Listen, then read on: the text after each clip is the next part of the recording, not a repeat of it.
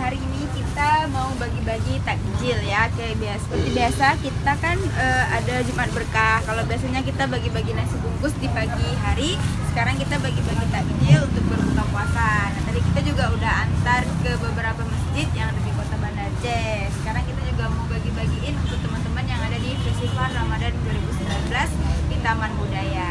Oke, teman-teman jangan lupa mampir di Festival Ramadan 2019 ya.